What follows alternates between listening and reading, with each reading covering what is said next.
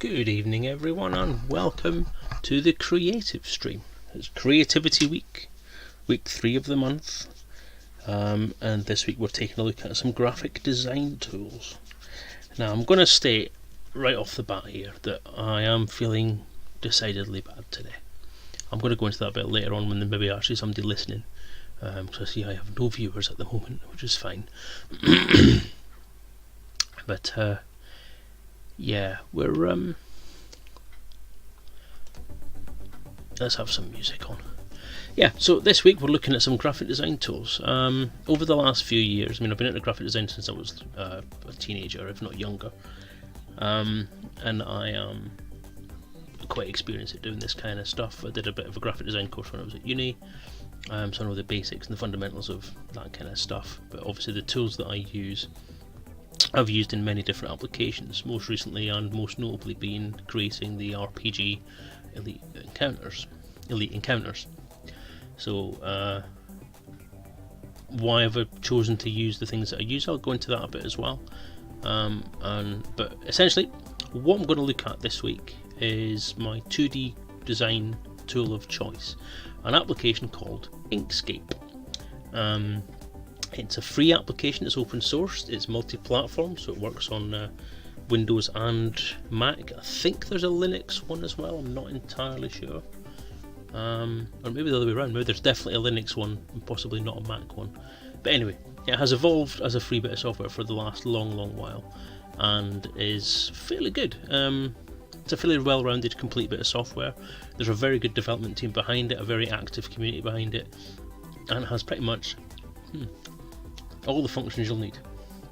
People compare it to Adobe products in the quality you can get from it, and it's very good.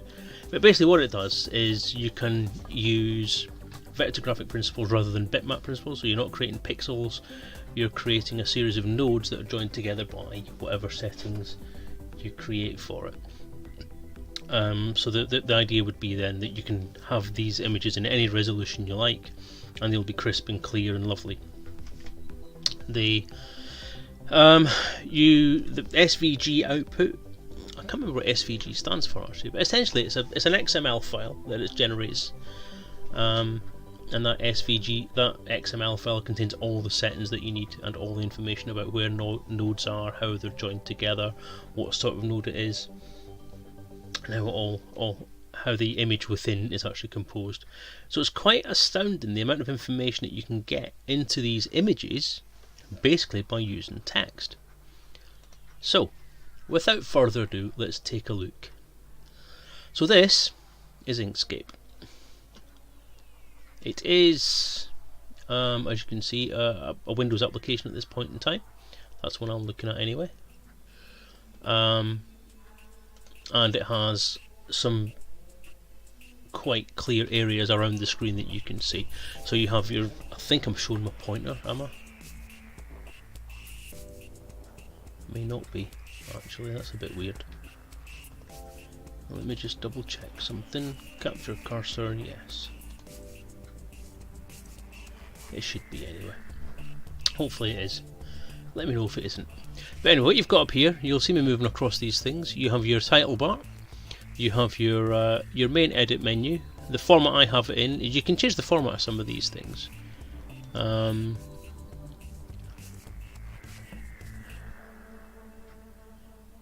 View. There's your options there. So default, custom, and wide. You can change how these toolbars all appear on the screen.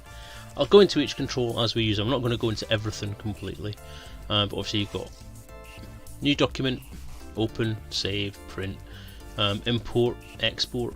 That's undo and redo. For some reason, every version I've had for a long while now has had these buttons missing, which is weird.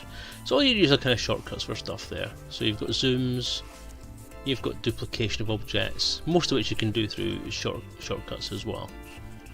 But there you go. So what can we do here? So all the tools you have here are your basic image editing tools. Now what you will find is that when you open a document, you will have a certain set of settings. At the moment, the application is in its default mode, which means that out the box it comes with an A4 page, which is this is an A4 page. The zoom factor here is 35%. If I press 1 on the keyboard, it'll zoom it to its full size. Now you can scroll around by holding down the middle mouse button and physically moving that image around on the screen. So there you go. You can zoom in and out by using the middle mouse button as well, at least on the settings I've got. You do have to do a little bit of tweaking of the settings to get it to do as you want, but you can do that through the preferences. So if we go to Edit, Preferences, you have all your options there. So the interface options that I usually set are as so. So save and restore window geometry for each document, which means that the window shape, size and location will be saved with the document itself and then reloaded each time you open the document again. It's a very, very easily customizable piece of software. It is really, really good. Grids, keyboard shortcuts, what else? Behaviour, selecting, scrolling. Yes, mouse wheel zooms by default. That is your option there. So behaviour, scrolling, mouse wheel zooms by default. That's usually unticked. I tick that because then that means that I've got easy access to the scrolling of the window like so. What I will show you, I'll kind of go into each tool as we go through, but what I want to show you is if you want to change the default settings. So for example, you don't want to have this border around the edge. So you have like a drop shadow there around the edge, which can get in the way. And also you have a border around the page that shows you where it is. Now that is usually under anything you draw. So if I use the shape tool there and draw a picture on top, fill it in and make it white so you can see. Oops. Then as you can see, that actually covers the border. Okay. Get rid of that. What I want to do is try and change it so that every time you load in, you don't have to repeatedly change all the default settings. And you can fix all that by going to Document Properties. Every single time you'd have to do this. So your default units are in millimeters, default units for your general stuffs in pictures, but that itself is px. But you need to untick that, then tick that. Every single time you load a document, it can be a bit of a nightmare to do. So what we'll do is we can actually open up the default file. So if I open up the default document, now I'm actually starting to think it may be better to just view the screen itself.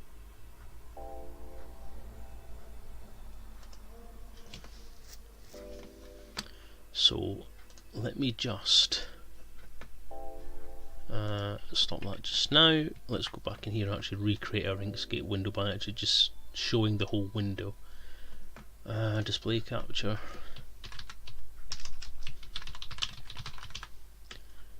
Okay.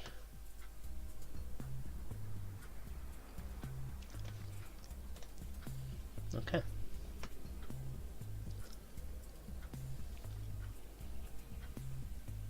I need to move that down so that it's in the right place. Let's put it above the Inkscape window and hide the Inkscape window.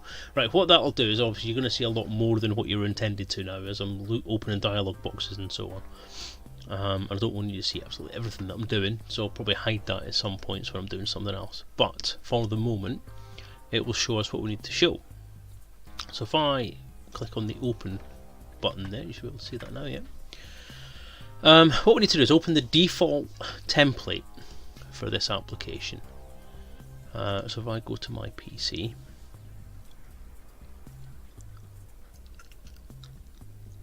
apologies, it seems a bit slow at the moment.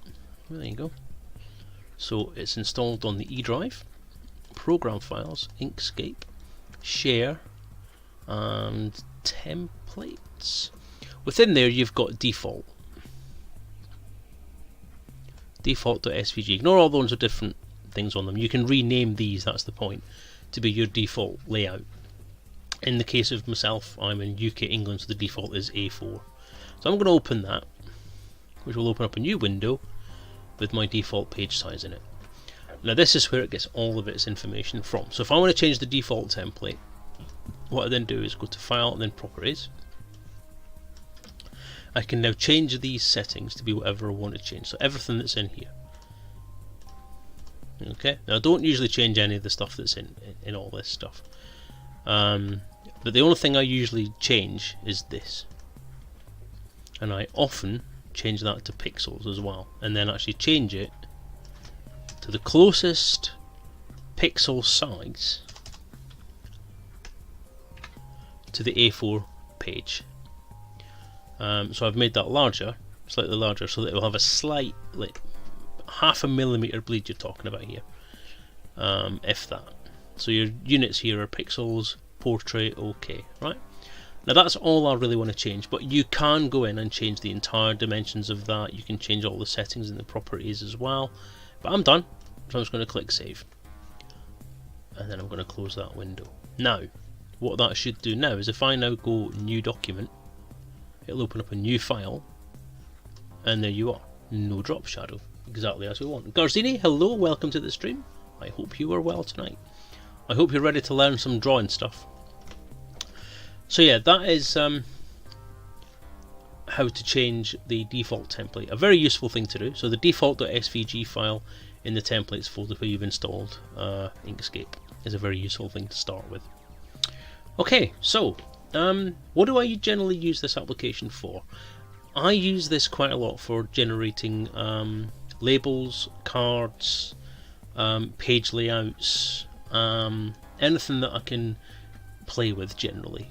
I use it for pretty much everything that I do. I've used it to design several games, often with a rather impressive level of detail. The one thing I do want to kind of try and show you is how much detail you can get, because this, being a vector graphics program, it doesn't matter how far you zoom in, it will remain crisp and clear.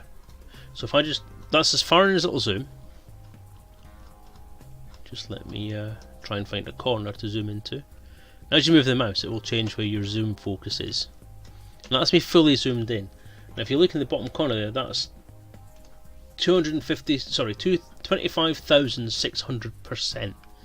So that is extremely small. If I just show you what you can do, then you can have a thing here.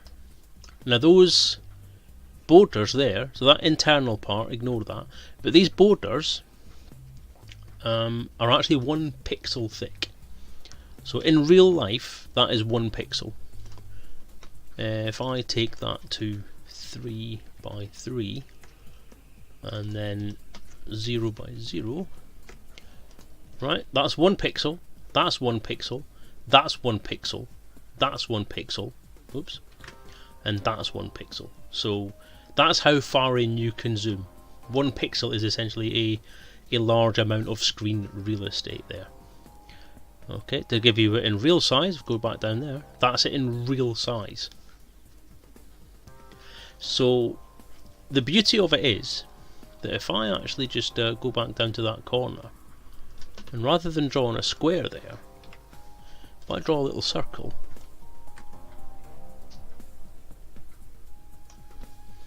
and again change that to 3 by 3 and set it properly in the corner. Now again, that's 1 pixel all the way around. So in total the whole thing is 3 pixels in size. But you can see there that is not an illusion, that is not just the rendering on the screen. The rendering on the screen simulates here exactly what you will find when you print this off.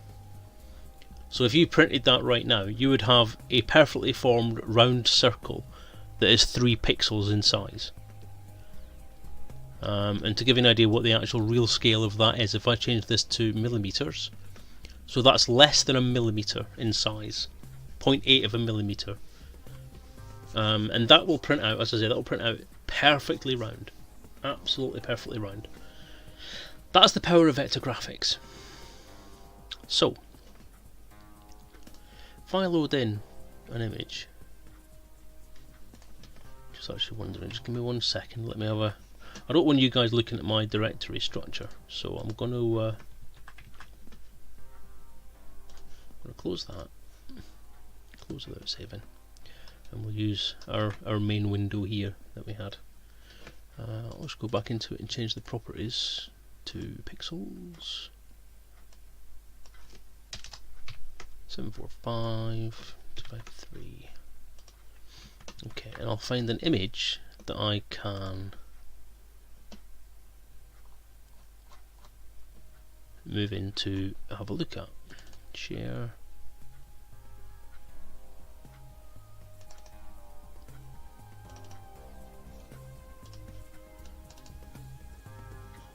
Okay, let's load that in then.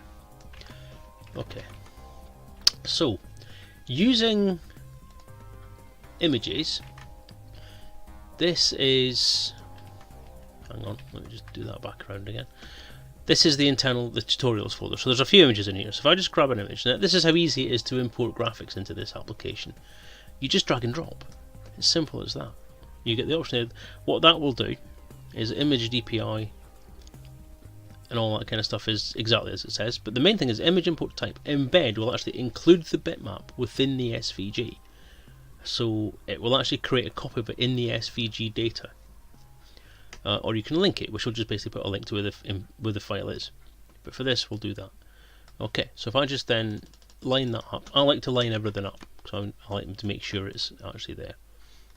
So if I zoom into that, you can now see that this is what bitmaps do. This is not zooming in as you zoom in. This is pixelizing, so you can actually see the pixelization of the image. This is what actually does make Inkscape a very, very good bitmap editing tool as well, because you can actually use a bitmap as a template and muck about with it as much as you like. So if I zoom that out to 100% again, that looks like a particularly clear screen, rendered as in pixels.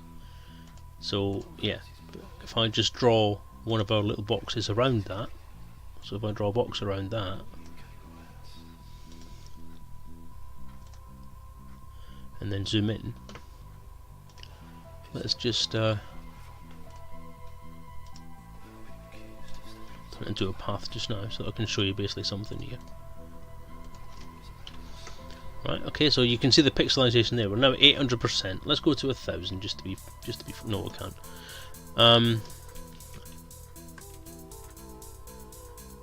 As you can see, that retains all of the clarity of that vector image.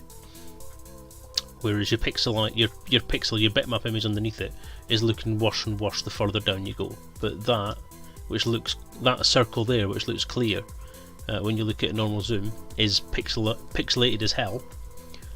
And then you've got this, which is still absolutely crystal clear. And that does include curves as well. So again, your curves there, you can see the pixelization, but that's basically the monitor pixelization doing that. If you print that off, that is crystal crisp and clear. So that's the difference essentially between bitmaps and vector graphics, and it's what gives Inkscape such a powerful way to design things. So let's try designing something, shall we? So what shall we look at doing? Shall we look at designing some kind of wallpaper for a phone, or shall we design a poster, or we'll do anything like that?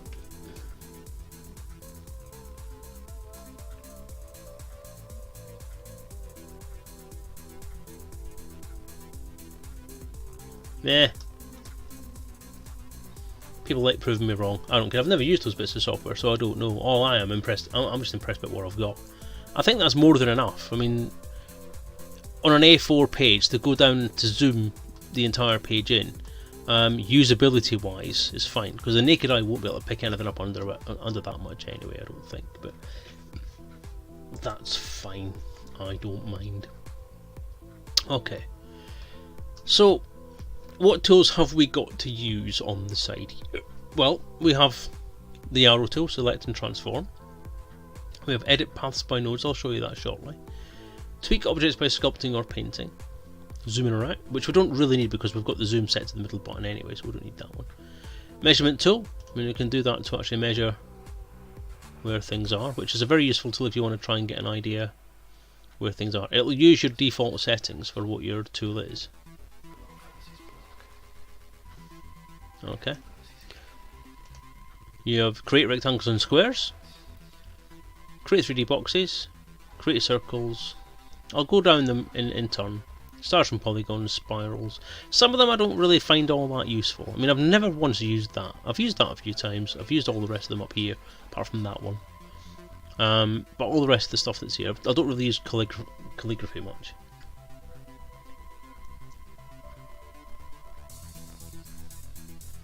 Inkscape is 4 times the amount of Illustrator. If you're saying Illustrator 64,000%, Inkscape's only 25,000%. Well, I'll double check that. Yeah, 25,600. So Illustrator's actually more.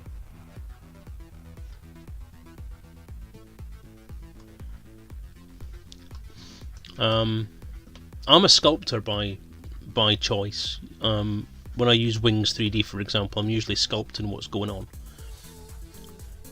So I'm using subdivision modelling, which means that you sculpt, you take your block of stone and then you carve bits out of it. I kind of do the same here. I'll create a primitive object like a square and then I'll actually make something with it, or I'll use one of the primitives. So I just show you the things from the top down. No designer can't show you yet, we'll come to that in a second, but first of all let's look at a square. So you've got a square, you've got a setting here. This setting here is curvature to the corner, so you can create rounded rectangles by using that, as you can see there. What that then does is it creates a curve. Now once you've drawn something, if you've still got it selected, you can change it manually to turn it into a lovely curve, and that'll change every corner. Alright, nice and simple.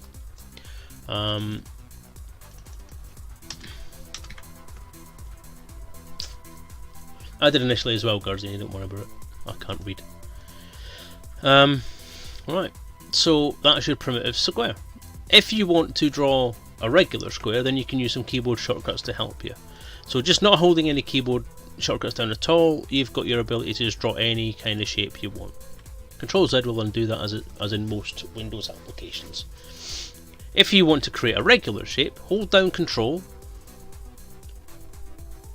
and it will actually constrain the ratio to 1 to 2. As you can see at the bottom there, it tells you what it's doing. Constrain to ratio 1 to 2 with Shift to draw around the starting point.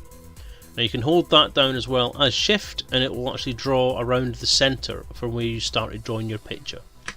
You can do that with Control off as well. So this is me just with, sorry, if I go to the middle of the page, if I do nothing, right, I can actually draw. If I then, while still holding the mouse button down, hold down Shift, it will start to draw the shape from the centre of where I actually selected. If I release Shift again, we'll go back to that. If I hold down Control, it gives me the 1 to 2 ratio. Now it also does multiples of that as well.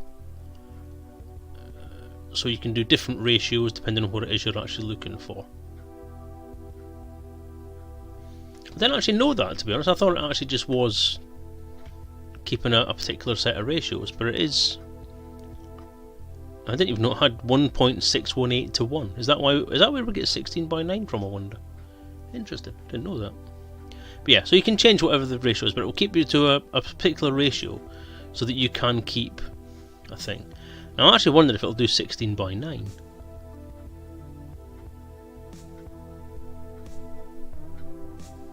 It doesn't seem to. There's always something to 1, so there you go.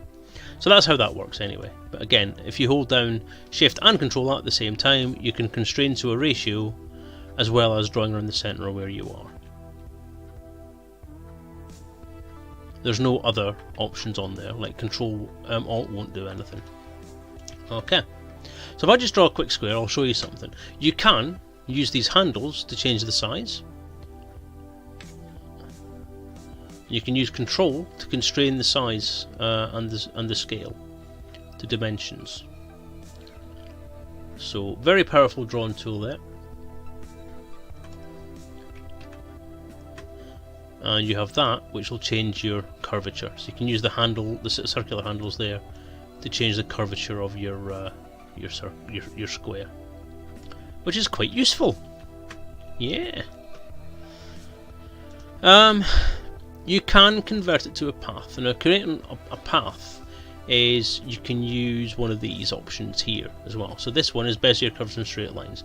This is drawing a path with direct connection of nodes, as you can see here, which is the biggest power of vector graphics, is being able to draw freehand designs just by dropping points on the screen. Much more useful than the majority of other stuff. then you can't do anything similar in bitmaps, because once you've drawn something in a bitmap, it's done, it's finished. But in vector graphics, you can use this tool, which I pointed out earlier, which will allow you to change the nodes or alter the nodes themselves. So if I zoom in a little bit, you see these little dots here. These are the nodes. Now you can grab them and move them around, like so. Alright, so you can do that with any. You can group select them like so and move them together. You can also use the settings at the top here to change the actual position where they are. Now the nodes are in the center of your edge. So your edge here, that's in the center. Now your edge by default, I'll show you here on the sidebar, stroke style width 1 pixel. As in everything in Inkscape, you can change the unit you want to use. So you can have a millimeter or not millimeter or whatever, and you can have in increments of 0.1 of whatever it is you've picked. So 1 pixel is the cleanest. You also have a way to change how the edges are drawn. So if I give you a slightly bigger corner on that, just let me make it pointy, as it were. In fact, let's look at that one over there. Let's look at that. That's the default position, is that everything's quite pointy. You have different miter options there as well for how you can draw a line. So your round join will turn it into a rounded end, or you can have a flat edge, which isn't particularly pretty but solves some problems in some drawing aspects. The cleanest one to use is the rounded corner, because when it renders it nice and cleanly, as opposed to being an ugly point. The problem with the pointy one, the square edge, is that the more acute your angle, the more pronounced that point gets. Whereas on that, it'll constrain it to the diameter from the point that you've set. So on a 1 pixel edge, that curve is always 0.5 pixels in radius from that point to the edge. Do that, and that just gets exponentially bigger the more acute you make the angle. I'll just create another point, see what I mean? And then it gets to a certain point where it just breaks, and then it defaults to the bevel join. So as you can see, if I just turn that to a curve, then you can see that it doesn't change at all, so it remains static. That actually can change the dimension of your image and turn off the end of the page if that happens, so you can end up with clipped edges. Okay, what I just showed you was another one of the little easy tricks that Inkscape lets you do, is the adding and removing of points. So as you mouse over something, if it's not selected, you'll see a red line that will show you where the actual spline is. If I click on it, you'll then note that when you come onto it, you get a little hand, and you can then click somewhere and it will select. What that does in the middle of there, if you click on it directly, it will click that. If I just create another one just to show you what I'm trying to talk about here. You then go over there and you click in the middle, it'll select the points on either side of where you've clicked. If you double click, it'll create a new node. So there you go. Isn't that cool? It's very, very simple to use. Very, very simple to modify. You also have the ability to create curves. Now you can do that on creation of your nodes by holding the mouse button down, which will bring you a handle, and then letting go of the mouse button, and it will give you a direction where that is going to add. So if I do that and do a straight one, then do another curved one, alright, so that will create curved lines as well. That takes a lot of practice to get used to, but what you'll find is you have different types of node now. Because that, anything that has a straight edge against a curved edge will give you the diamond shaped node. So that's a curved edge, that's a straight edge, so you get a diamond shaped node. That's a straight edge, that's a curved edge, so you get a diamond shaped node. In here we have a curve meeting a curve, so we have a square node. Now the square node has a whole different way of working. Now you'll notice if I go to here, this blue line with a circle on the end is the node handle. So it's a cusp node handle, it's called. So you drag that to shape how the curve works. So you can drag that out like so, and it'll change how the curve actually renders. If you want to, in this case here, we don't have a cusp handle because this cusp handle is handling the entire curve. You can create a cusp handle by holding down Shift with a selected node and then hovering over the node, holding down the left mouse button and then dragging, which will then let you create the new cusp node. So now you have a compound curve that comes out of there. Do the same on the other side because you're always allowed to have 2 cusp nodes. If you want to delete the cusp node, you hold down Control and then click on the handle. So that's quite simple. So that's the main edge. Now the main node, sorry. If I move up to the top bar here, you'll see there's a selection of node options that you have. So you've got plus, which gives you a new node. You can do different options for that. You can take away a node. You can turn 2 non-joined nodes into one node. You can break a path. You can join end nodes to a new segment. I'll show you all that in a second. But what I want to show you is this.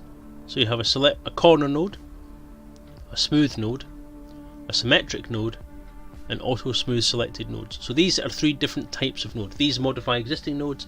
These again modify existing nodes, but can turn them into different types of node. So if I click on that one and click on, because it's already a corner node, if I click on that, it'll actually automatically remove all of the cusp nodes, which is useful. You can then create that, which will turn it into a smooth node. Now the smooth node allows you to change the cusp node angle and cusp node length, but retain the angle at each side as a consistent curve, which gives you very smooth curves no matter what you do. It also gives you an area where you can twist it around as much as you like and it won't be silly. If I do that and then move that around, as you can see, it starts to go a bit weird and you have kind of broken curves, as well as not being able to handle what it can do. So that gives you very sharp corners, which are useful in some situations but not always. This one, the symmetric node, does exactly the same as the smooth node, but your cusp nodes move the same, so they're in relation to each other, so they're always relation to each other. And again, that's useful for certain things. That's just actually turned it into a non-symmetrical one. Okay, so again you can delete that, which will turn it into a single node, which you can't move. You can move it in and out, but you can't change the angle of it. You've just basically broken it. So that's node editing. That's our node editing tool. You can, as I said, break things. Now if I go back to the node tool, one of the good things is you can take an existing spline and extend it, so you can join it like that. So we've got a complete shape there now, right? Which means I can now show you how node splitting works and joining. Okay, so let's look here. We've got a node there, right? These options here allow you to modify nodes. Now, with one node selected, the only thing that will really do anything is that one. It will split it into 2 nodes in the same place, but actually split your graphic as well. So if I show you that again, that's one node selected. In fact, let's create another node in the center there. So that node there, I can split into 2 separate nodes. Now, a node on top of a node turns blue when neither of them is selected. It's a smaller node than your standard node. So if I just move that along so you can see the difference, as you can see, there are different sides. That smaller size indicates there is another node underneath. So if I click on one of them, it will go blue, and I can then move it out the way, and you've got a split with 2 separate nodes. Right? With 2 nodes selected that are not joined together, you can use either this button to join the selected nodes into one node. I shall Control Z to undo that, or you can join the 2 nodes together using an edge, like, oops, select them first, that helps, like so. Okay, now what you've got there, you can use the last button to take nodes and then split them apart like so. So again, powerful tools, simple ideas that allow you to modify your spline completely. Now what use would some of that stuff be for you? Well, one of the things I would say, one of the things I very, very commonly use is how to create a shape that has a hole in the middle. That's a bit like a weird car, isn't it? So essentially I've got this shape here, but what if I wanted to create what looks like, essentially, you know, a circle like that. So I've got a circle, and that would, like a polo mint shape, like a torus or something like that. Well, the way generally to do that, or the way that I've done that with irregular shapes like that, is if you have a straight line or two shapes, you use this button to create a new node. With all those selected, create another one, which gives you a whole new section. Right? So, given that if you want to retain the shape there, so I want to retain that straight line, I'll then go inside, click on the inside of those two nodes, and then create a couple more. Okay, so that's 3 more nodes. I will then move them into the shape, and then, just for the sake of doing it, I'm going to move that down a bit so you can see exactly what happens right away. Do a bit of modifying. Right. But what I want to do is now break that shape away using the segment delete, and then the segment delete there as well. Now that creates a new shape within the shape, which actually is hollow. I'll then join those two nodes back together and then delete them. Now with them selected, I just press delete on the keyboard and off they go. I can now join that back together, and I now have a shape within the main shape that is hollow. So if I draw something underneath that, okay, then move it down, I'll show you how to do that in a second, you've now got a window in your shape. So I mean, that's simple as piss, isn't it? The other way of doing that is the shortcut way. So if I grab that, fill that in, grab that, fill that in with a different colour so you can see it, and then select them both, I can go to path, difference, and that then creates me a new shape that also has a hole in it. Alright, you can also see that it uses the negatives as well there. So that's it really, that's node editing. That's a very brief introduction to that part of the application, but that is the place where I spend the most time when I'm designing something in Inkscape. Actually getting the shapes right, the outlines right, and doing whatever I need to do to get the shapes that I want and the stuff that I want on the screen.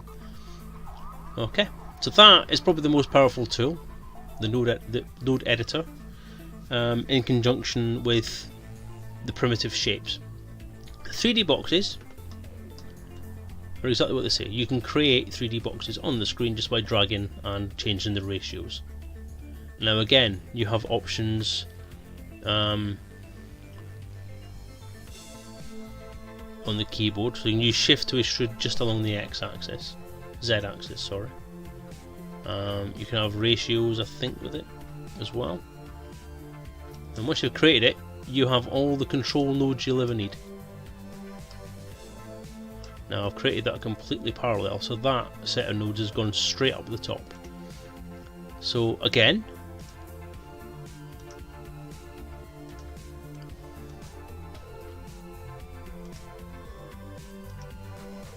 you can change all this. So you can grab these nodes and actually change how your shape actually looks. You can also change the actual dimensions of it by doing this, and increase and change your perspective. So it's pretty powerful stuff. And it does maintain a 3D ratio quite well. So, a useful tool.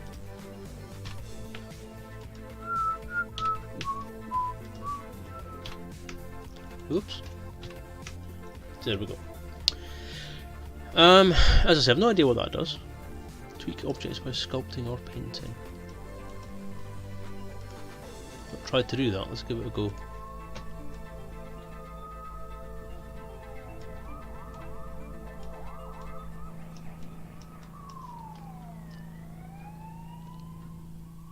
move object, shrink object.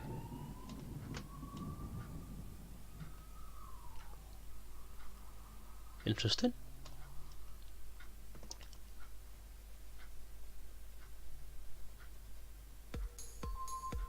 Not entirely sure what use that is, but hey, it's a clever little thing to do. Okay. Circles, again, it's the same as what you've seen before, just we can do it with circles as well. Again, hold down Control and you can change the ratios, same ratios as before, apart from with no golden ratio this time. And Shift will allow you to size it around where you originally clicked. This allows you to create different types of shapes, so you can have an outy shape or an inny shape. So a regular polygon will give you, like, if you've got 6 sides, it will give you a hexagon. 4 will give you a square. As you can see, you can change all that up in itself. Or you can choose a star, which will draw the same thing. It will store the last sentence that you used. So whatever the last sentence that you used to create something using that tool, it will keep them. But what that'll do on your star mode is it will create a shape with a handle to pull your edges in to make a star, which gives you a lot of customizability to create any sort of shape you want based on that. Now if I go to that and turn it into 8 sides, I can actually make a fairly convincing Thargoid.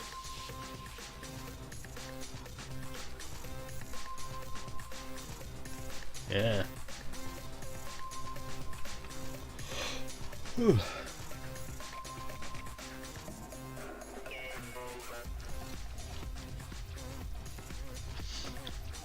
spiral I've never really used much because it does exactly what it says in the tin, it creates a spiral.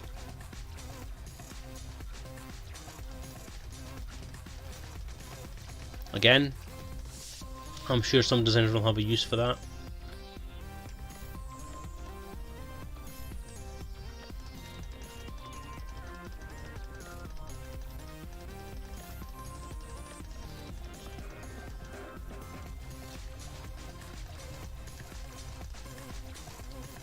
It's fun, isn't it?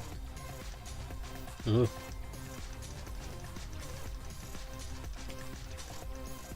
So yeah, not entirely sure what that's all about, but I'm sure it's useful for some people. Freehand lines, literally as it says in the tin, you can just draw. There you go. Whee! It's a bit slow. I think what I'm going to do is I'm going to restart this computer because I've completely gone overboard in what I've been doing with it the last few days. Free up some memory, but that's I'm not going to do that right at this minute. The Bezier curves and straight line tool you've seen. So essentially you click and release and it puts a point down, and then you can draw anywhere you want to go. If you use the control button, it will actually constrain you to certain angles. I can see at the bottom it says line segment angle. Control snaps the angle, so you can click, release, and again you can use holding down and then moving will allow you to change your curve.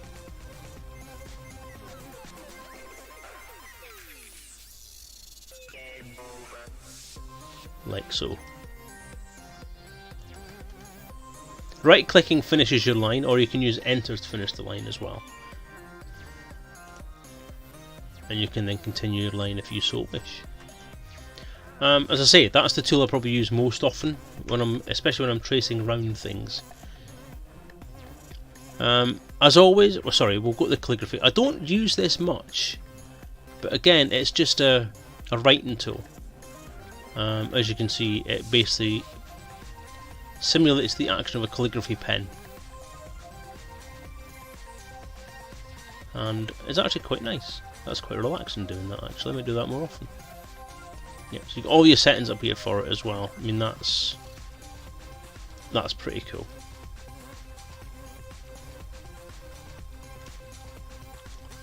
So if you are particularly good at drawing this sort of stuff on a screen, I am not, I'll just piddle about with it, then by all means, play with that, it's a lot of fun. That's a paintbrush style. As I say, I apologise for the... Ooh, wiggle. I apologise for the slight delay on this, it just seems to be hogging up some memory, oh dear. Now the thing is, doing these kind of things takes up quite a lot of memory, because as you're freehand drawing, every time you change direction or move, it's creating more nodes that actually trace what it is you're actually drawing there. So you can see there that we're creating quite a lot of nodes on the screen there by doing that. So just that little trail there is 96 nodes, all with their own cusp handles, because they're all curves. But just zoom in there, you can see that. Actually, this is a good opportunity to show you something. If you have your mouse, your node selection mouse, over a node and you use the wheel, it'll select the nodes underneath, and then the next one is numerically around where you've actually got your mouse pointer. It's not completely reliable. I don't tend to use it very often, and I can't find a way of switching it off, unfortunately.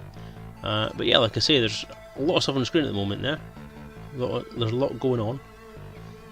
So a lot of processors into doing that, and for a free program, that's a lot of power going into generating that stuff, going into rendering that stuff there. So it's quite powerful. Okay, so you got your text tool. You know how these you know how these things usually work. Excuse me for that. You type stuff in. You can change the font size. You can change the font. You can zoom in and out. Change the bold or whatever. Alignment, and obviously the kerning, heights, all that kind of stuff. Your average kind of desktop publishing, graphic design style of thing that happens. So if I just select everything that's in there, I can show you what this does. So obviously that changes your vertical separation for each line, so you can bring it as close in as you want, have it overlapping. Your kerning, so change the space in between the letters. Not quite sure what that one does. Space in between words, I don't have any words, so that's fine. Horizontal kerning, so there you go, gosh, help! So I'll change that all back to default again. Not.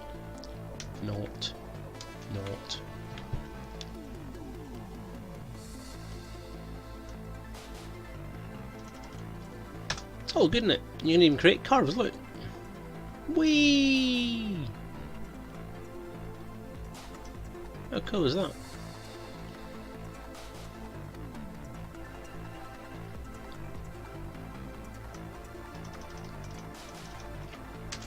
So it's all fun.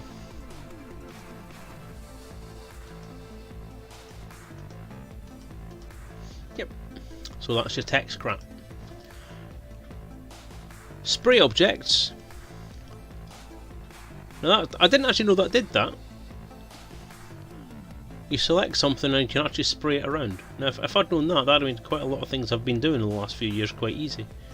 But it's as much of an exploration game for me as it is for you people. Erase existing paths.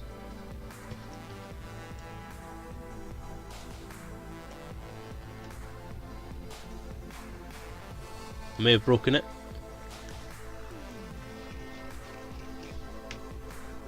I think there does something anyway. Not sure what that does. And of course your spray paint. Boop.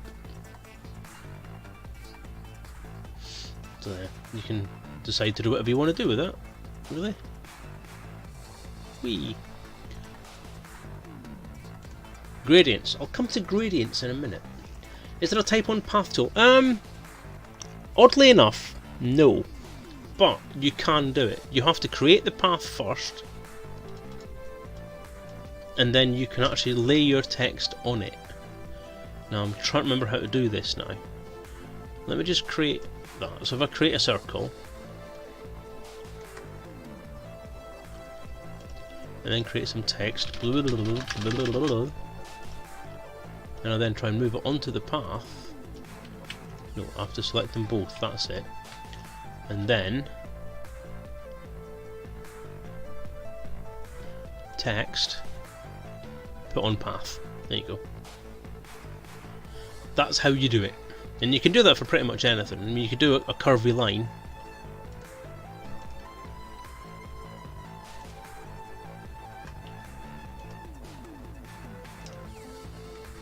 Let's try that again.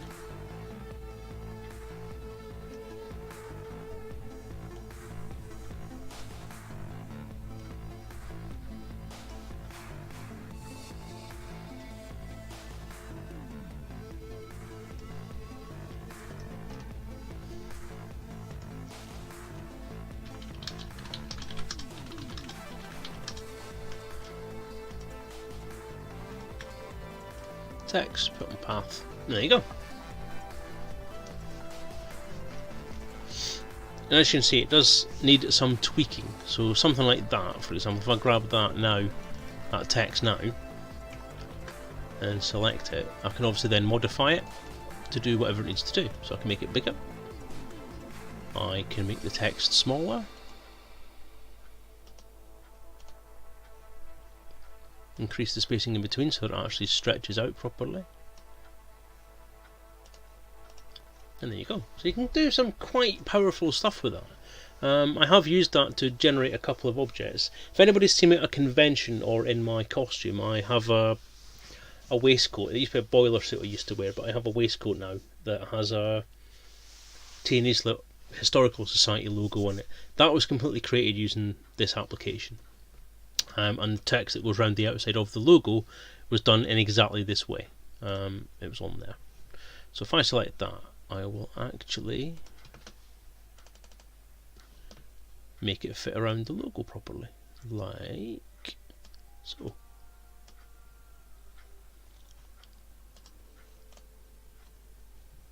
So the ASDF, or the ADSF, whichever you like, is a good organisation. So yes, in short, yes you can. And there you go, proof in the pudding.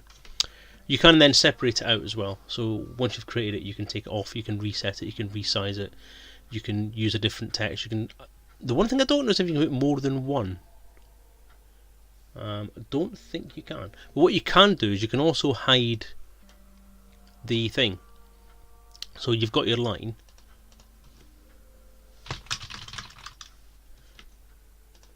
If I then add that onto there. Text, put on path. You can actually hide that as well. So if I grab that path and the stroke and take the stroke away, you then have no stroke. The object is still there, it's just pretty much invisible, which means you can have your text without needing to have that line on it as well. So that's quite useful to know. Useful tips. Pick colours from image. It's your average colour picker from any graphics application you like to talk about. Diagram connectors. Now again, that is for things like flow charting. I do use this for flow charting actually at work. It's useful. So I can go from a shape to a shape like that, or I can go from a shape to a shape like that. And what that'll do is it'll link it together. And in theory, if I move that around, it should move the link with it. There you go. I don't think that one works. I didn't link that one properly, actually. My mistake. So that's useful for flow charting and graphics. You can use a path like a circle to constrain text. No, you can't. Not that I've seen. Text. Maybe you can, but I don't know. Flow into frame I think might be one of those things. Could always try that.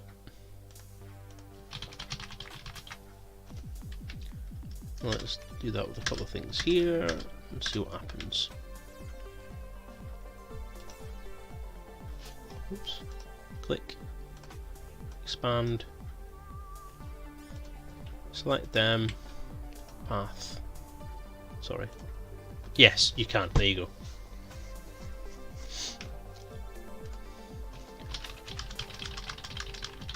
So there you go.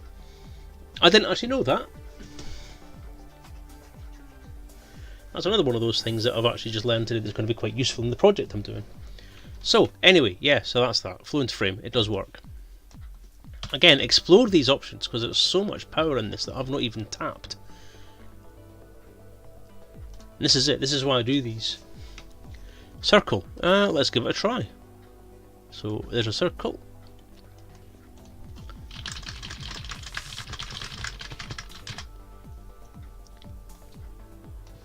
Wait, I'm going to make that text a bit smaller, so let's make it 10-point text. Let's make it a bit bigger, let's make it 18. That'll do. So, go into there and flow into frame. Oh, yes it does. Look at that bad boy.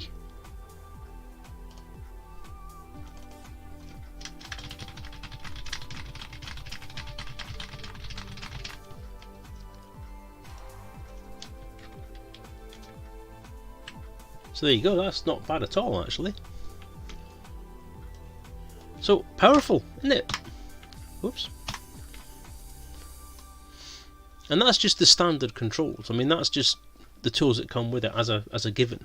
So let's have a look at gradients now. That was the one I left out till now because gradients are a lot of fun. You can do pretty much anything you like with gradients. They are so powerfully done. So let's have a shape. Let's fill it. Let's have a nice, lovely colour. Let's have. I'm going to go metal because I'm very metal. Okay, so there's your shape. I'm going to turn it into a path, which means that we've got nodes that we can edit if we need to. Well, what I'm going to do is I'm going to fill it as a gradient. So a linear gradient is there. If I do that, we have our default settings for a gradient, which is colour to transparent, as you can see in the gradient thing there. Let's scroll that down a little bit. So your gradient is set as a default setting there. Now you've got options up there for how to go straight into node editing mode, because that's basically what it is. It's a set of nodes that define what your gradient's going to be. Now you can edit that gradient. Clicking on the edit button will bring you the gradient controls at the top of the screen here. So you have your stops. So you've got two stops, one at the start, one at the end. They have that setting there. You can edit them by using these options here, which will change your main fill and stroke window will then become locked into the gradient itself.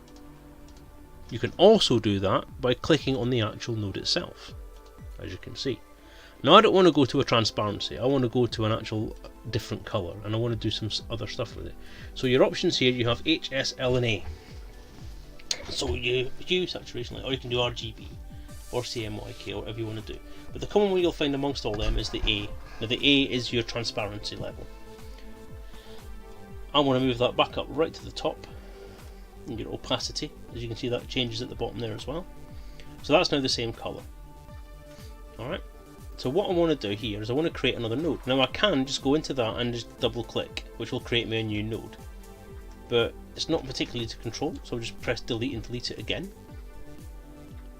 You can, if you want to get one smack in the centre, hold down shift, click on one of your nodes, hold down shift, and then click on the other node.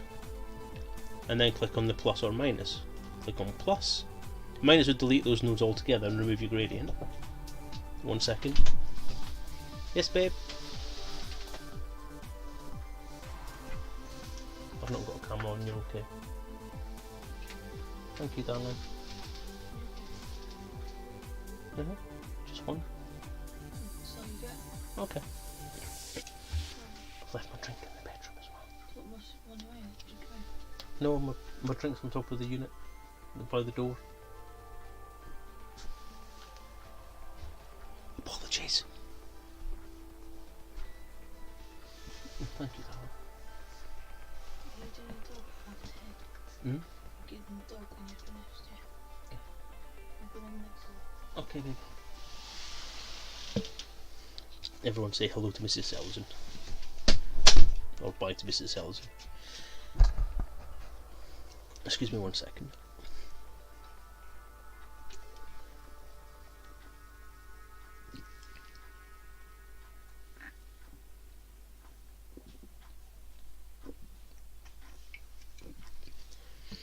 apologies for that. I'm not feeling particularly well today, so I've just taken an anti-sickness tablet.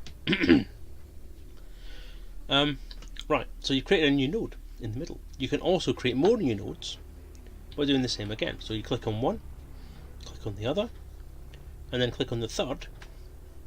So you've got all three of those selected, and you can create more in the middle, like that. So much the same as you would do normally. Oops, I don't know what I just did there. You can do that. So then you can change the settings of each node individually. You can select them in groups, or you can just select them individually. So I'm going to select the two there, and I'm going to make them a bit lighter. So I'm going to reduce the lightness, like so, which creates a lovely kind of metal gradient effect. And then if I do that, you can just change the angle of how it goes. Now you can use control to actually line it up on one axis, or create a particular angle. In this case I'm not really that fussed about it, but I'm going to go there. So there we have it. That's your gradient. I mean, it's as simple as that to change any gradient at all. Now just by selecting that, it'll automatically go into gradient editing mode.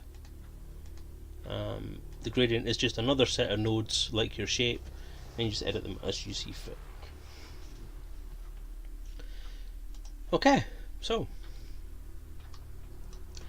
what you also have with any of these design elements is the ability to manually edit all these nodes as I've shown you before, but you can also manually edit the position information as well. So if you want nodes in a certain place, you can edit the X and Y properties.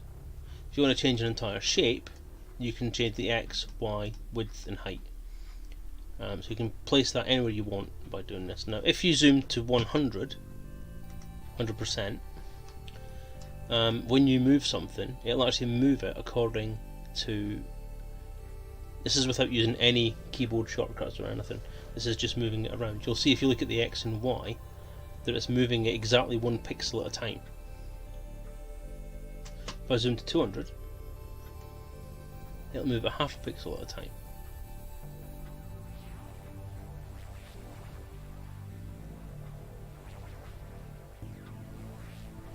I'll try and get to a place where it's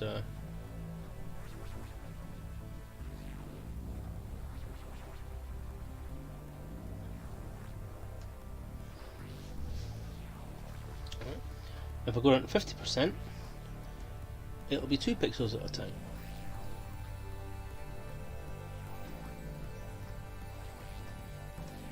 See? If you go to some of the intermediate ones, then it'll obviously move it at different percentages. So whatever your ratio is here, whatever your percentage, will change how you can move that on the screen. So be aware of that when you're moving stuff around with the mouse. You can, as I say, manually edit. So again, clicking in between nodes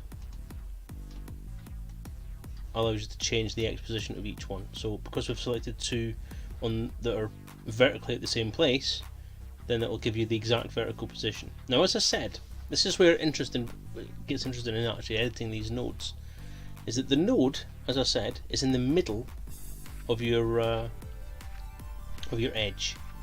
So if I change that to 0.1, you'll see it's a very, very thin line, but that's a 0.1 pixel, so it's still in the center of that line, obviously. Just set that to 1, obviously that's 0.5 pixels to there and to there.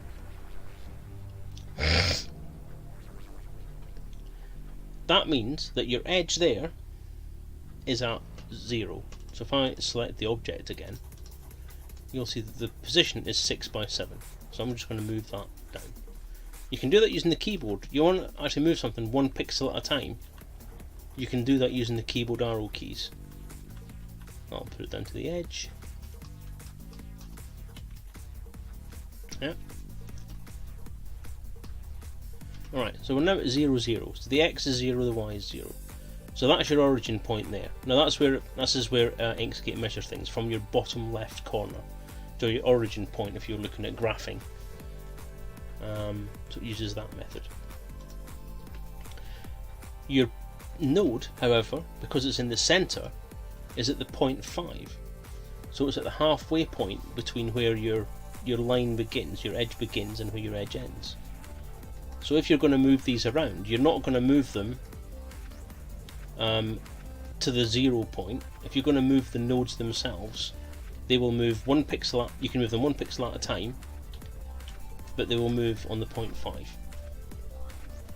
This is where that's where it can be a little bit confusing sometimes. You've got to make sure that if you have an edge on something, if you have a stroke, an edge, then you have to make sure that any nodes you edit are exactly on the edge. Now, if I take the stroke off, you'll then see that the node is precisely on the actual edge of the shape. That means that if you're going to create something that doesn't have an edge, you're going to be... I'm just going to change that to 0, 0.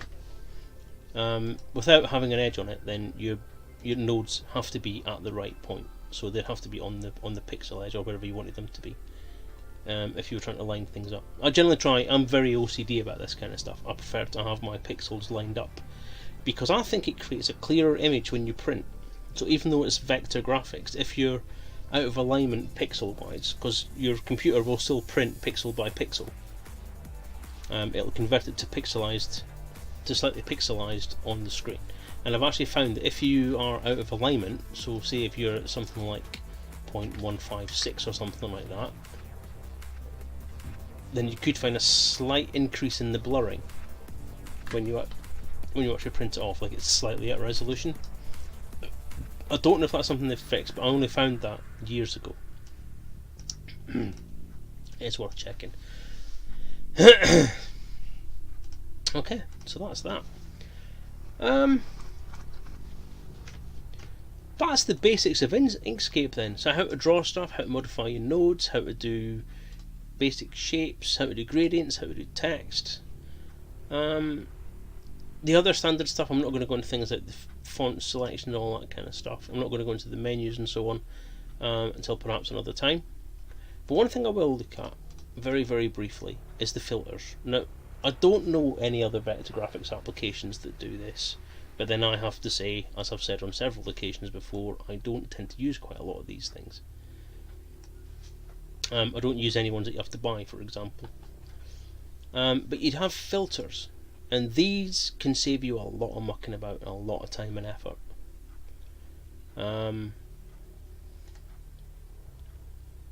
So yeah, you've got filters that you'd find in something like Photoshop or PaintShop Pro are also in this. So it'll use the boundaries of your vector graphic and actually apply bitmap style filters to them, which is pretty cool.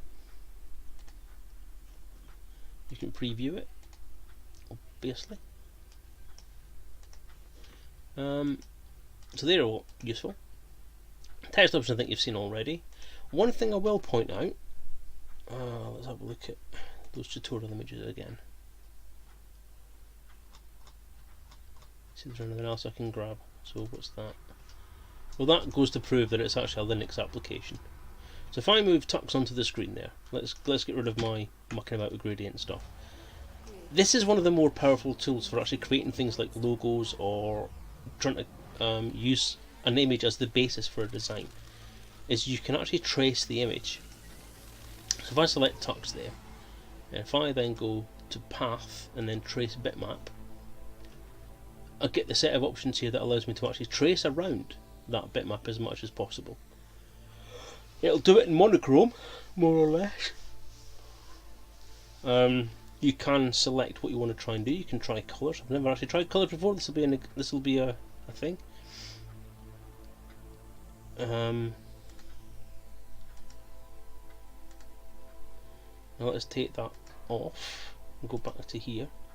So the simple scan is creating a path from a single pass over the object. So it will melt down pretty much everything it can, and it will try and turn it into a pure black and white image using that. Edge detection, it will create an outline. Colour, quantization, just crap. Brightness cutoff, for doing a black and white trace, is probably the easiest thing to use. The threshold is how deep you want those colours and those lines to be detected. Obviously, the higher up you go, the more black you get, until the point where you go completely black, even if it's white. So something like this, it's got some subtle shading in it. This is not the best option. Brightness steps is pretty much the same as doing all them. Colours will allow you to at least do the colours. Now these seem to make no difference on that whatsoever. Obviously, the more passes that you make, the more detail you can get. But the price of that is that you will have more and more nodes to deal with at the end of it all.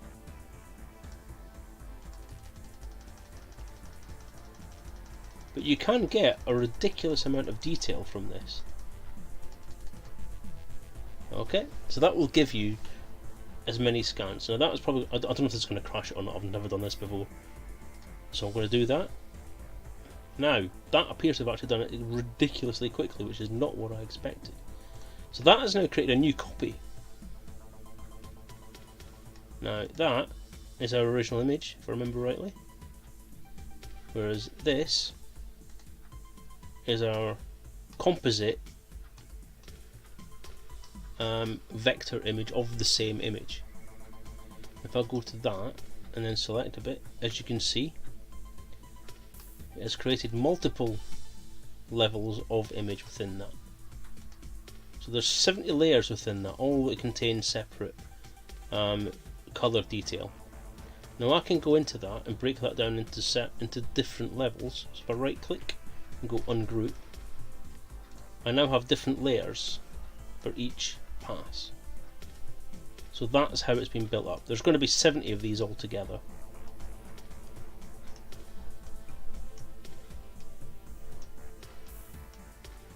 So that's a powerful tool.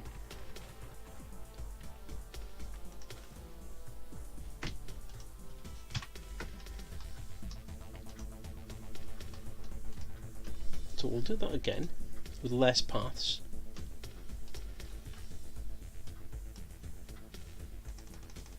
Let's just go down to the bare minimum for it, while still getting our colours. Essentially, each layer gives you more detail than you had before. So let's go down as far as we can go and still retain at least the colour. That's when we start to look. So 2 scans we get the black and white. 3 scans we get the colour of his beak and his feet. 4 scans we start to get some detail on the actual things themselves. 5 scans we start to get the shading and shadow. And the more detailed we go, the more scans we do, the more detail we get. So let's just go down to the point where we get some differentiation between his actual component parts. So let's go to 5 scans. Okay. Close that and remove it again. So I mean, that's a recognisable tux. You could use that as a basis for something if you wanted to. Again, if I ungroup that,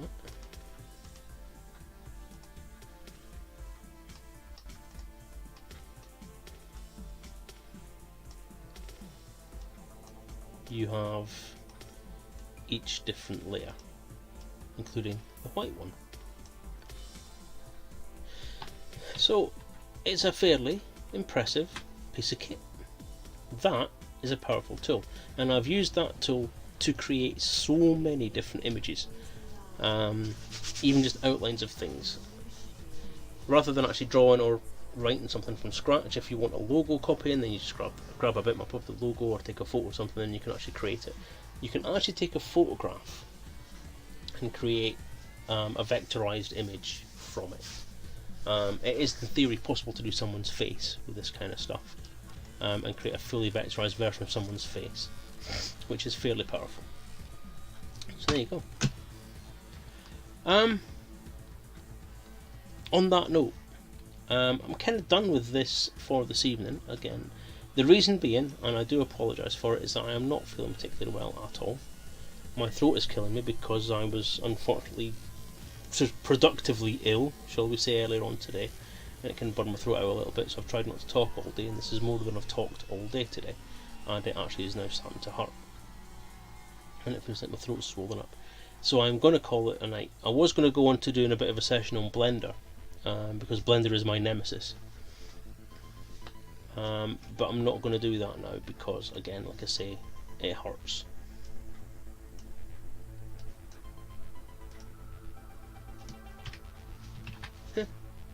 Cool.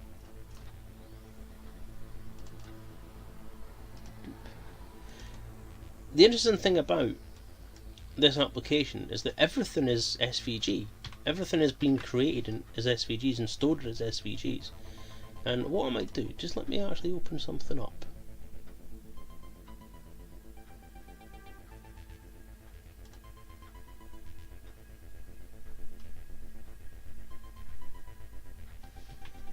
Just give me a second here. I'm going to hide this for a sec.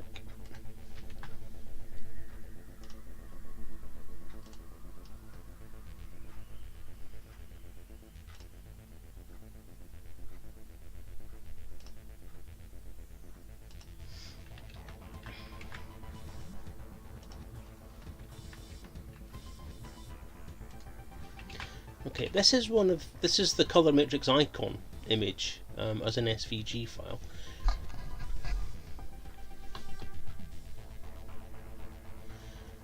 And essentially there's a lot of stuff in these files that just basically shows you what each option, not each object is. Most of it is header stuff though, which is interesting. So you've got that, you've got your SVG definition there, which is where it gets its information from, the style sheet. And you've got the definition of things. So each item within your image is defined as an object within the XML, which is an interesting thing to do. If you understand the concepts of XML and how it's used and how it's a data storage facility, then essentially what you're doing is you're reading in data to create an option. And obviously you have your coordinate system there, which is in pixels if I remember rightly. So each of those options there within the XML standard will define a certain thing in that XML. At the very, very bottom here, oh dear, you have your actual object itself.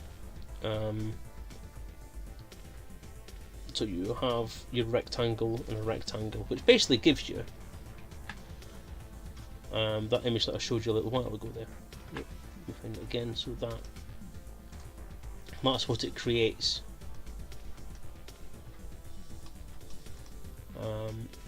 If I actually open up the color matrix icon.svg file in Inkscape, as you can see, whoops, closed it, twat.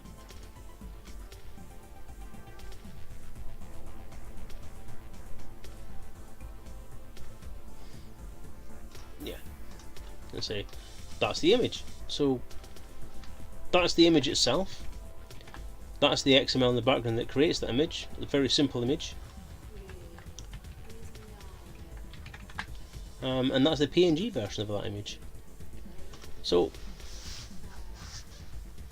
it's a text-based. This is what I find quite impressive about Inkscape and the SVG format itself, is that you can do so much with the stuff in Inkscape and in SVG in particular, but you can always store it as text.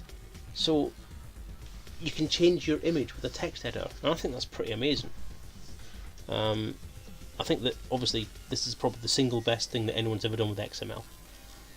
So the SVG standard is a very, very useful thing to have. Most browsers now will allow you to load SVG files in by default. Wikipedia is one place where you can find a lot of good SVG files, and a very good use of SVG files, so that's cool. Garcini, I think there may be many people that would find this an interesting tool. Maybe we'll do a more structured tutorial series for YouTube. I seem to quite comfortable with it. Well, I'd kind of like to do that if the creative stream can be used for that kind of thing. Obviously, I'm kind of hoping that if people do like what I've done so far, then I'll get some comments and some likes and some recommendations on things. So what I would actually love to do that. I'd love to be able to do a structured series. So, I mean, I'm hoping this has covered the basics. So if there's a requirement for covering anything in particular, or how to do something, then that'll be something I could do in the future, definitely. It is my intent at some point to go into some of the stuff that I do in terms of game design using Inkscape, because as I've said before, I do use this for game design. I use this to design cards. Now, actually that's something. What I will do just before I go then is I'll show you one of the things that I did many moons ago. So I'm just going to hide my main thing again. A while ago looking for something.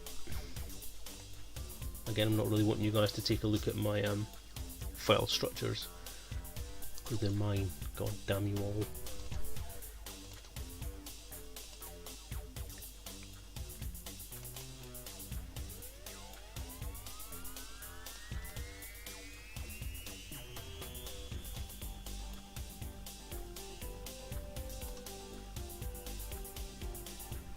Where is it? Is it that one? Yes, it is.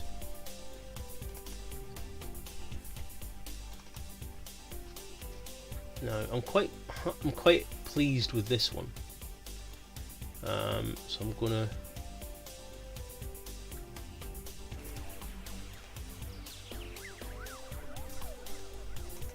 hopefully bring that up.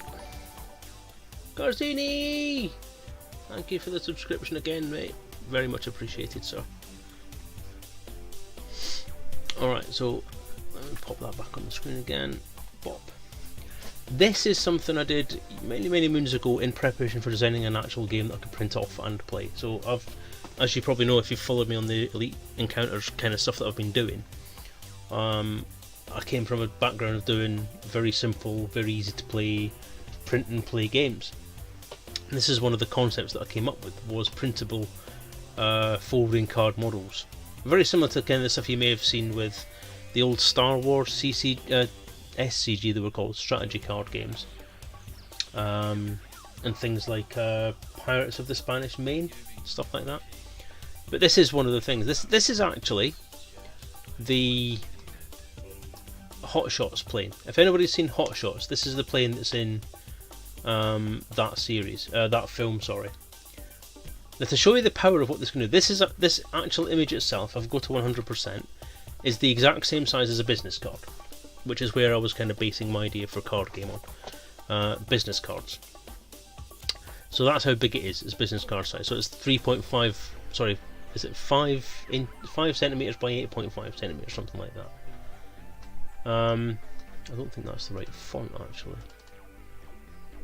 No, it isn't. I had a feeling I didn't have that font installed. Been a long while. But the funny thing about it is that in that plane there was a Garfield in the window. And if I zoom in,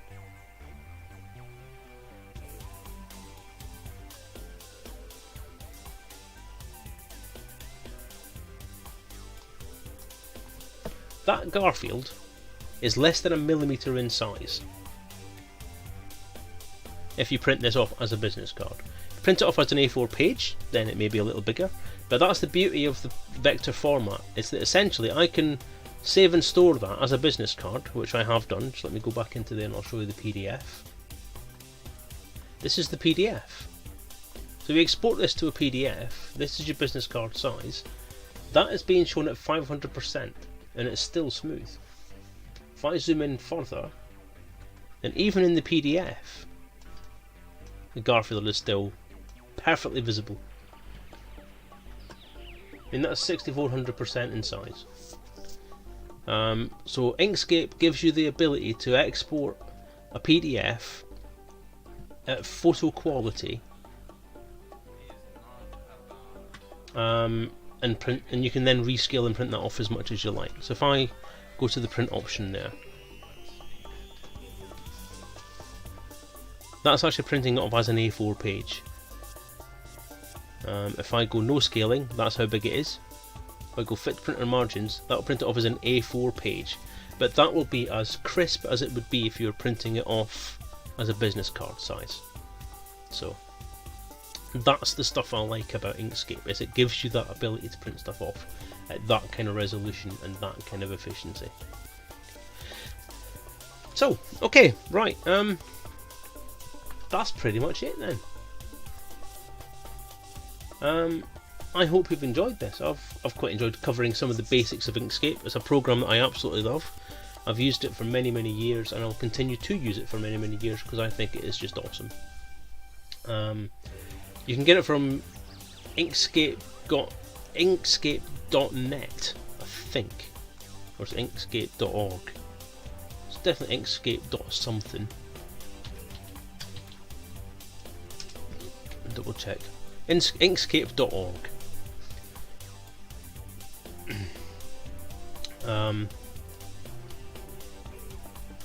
I'll just type it into there, shall I? Inkscape.org. Yeah, so it's highly recommended grabbing a copy of it. The website has loads of different tutorials on there about how to use it properly. There's help in the files themselves. There's a really engaging community that will help you out with anything you need to know, and it's a really friendly community as well. There's no one so far that I've seen on there that has ever done anything like, "Oh lols, you noob, fuck off and stop asking the same questions everyone else has asked." Usually if you stick a question on there, you'll get a decent answer back fairly quickly about how to do whatever it is you want to do. YouTube is full of tutorials for it. As I say, it just blows me away how great it is as a free application.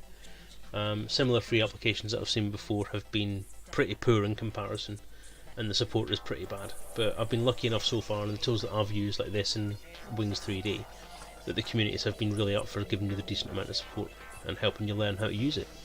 Again, it's very powerful. I've only literally touched the surface of what you can do with this application. Grab a copy for yourself if you want to. Have a go. If you've got any questions, or you think you want to see anything else similar, or anything else you want to know about Inkscape, then by all means drop me a message. Like, subscribe, comment, whatever you want to do. Grab me on Twitter, grab me on Facebook, and I'll do whatever. I'll give you any help I can give you, or I'll point in the right direction for someone who can. As I say, it's a really popular bit of software, a really impressive bit of software, and I really think it's going to go a long way.